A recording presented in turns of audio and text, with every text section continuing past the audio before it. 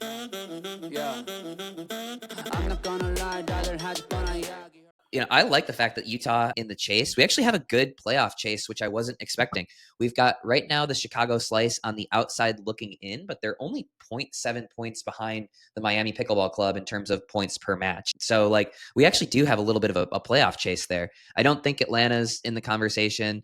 I don't think you can ever really count Ben's team out, even though they're currently tied for last. So But I want to talk about a chart I made, and we'll probably post the chart here. I think this is a good time to talk about it. First of all, we are now 55% of the way through the Premier level season, meaning 55% of the matches have been played. I'm categorizing teams into, well, not teams, but there's 3 tiers of playoff runs, if you will. So first, it's to make the playoffs, right? So that's the top 10.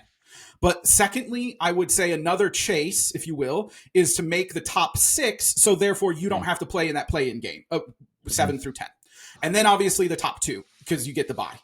So I made a chart here, and basically, and I want to be clear on something. No team mathematically has been eliminated or has clinched a playoff spot yet, because it's just not possible. On the chart, you'll see max points possible. So towards the end of the season, I will, and other people will also be like, oh, this team has now officially been eliminated from playoff contention. So on the chart, it shows max points possible. And once that max points possible doesn't equal a playoff spot anymore, then they're eliminated. Right. So Yeah, this is an interesting chart. Yeah. So no team is eliminated yet, but I have some conclusions based on data. So if you look at the data color set, which is points per match needed to make the playoffs, I have 6 teams in green, and that is the Flash, the Shock, the Fives, the Mad Drops, the Ranchers, and the Squeeze. Basically, I'm using 27 points. You need to get 27 points in order to make the playoffs, because that's the average amount that Miami is at right now, and they're in the 10th spot. Okay, so if they continue on their trajectory, they will have 27 points. So you guys, all 6 of those teams have 27 or more points. Brooklyn is almost a guaranteed playoff team, right? Because they just need to average 0.29 for the rest of their matches, which they will easily do.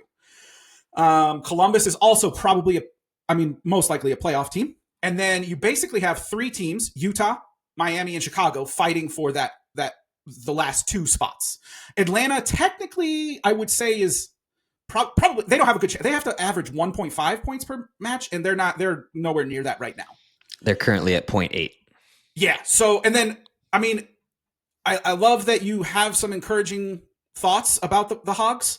They would need to average 1.82 points per match, which it would put them in 7th place right now, 6th place, something like that. So is it possible? Sure. Do I see it happening? No, unless some major roster changes happen. Moving to the first round bye. So the top 6, U3, the top 3, St. Louis, the Flash, and the Fives are all kind of in the driver's seat for that. And we are using 48 points total on the season, which is 1.88 points per match, which is just below Texas and just above Orlando, because they are in the 6th and 7th spot. So it looks like there are 3 teams, like I said, the Flash, the Shock, the Fives, that are sitting pretty for a first round bye in the top 6. And then there is 1, 2, 3, 4, 5 teams that are fighting. Hey, I love that chant. Oh, I didn't do that on purpose. I apologize to all the fans. No.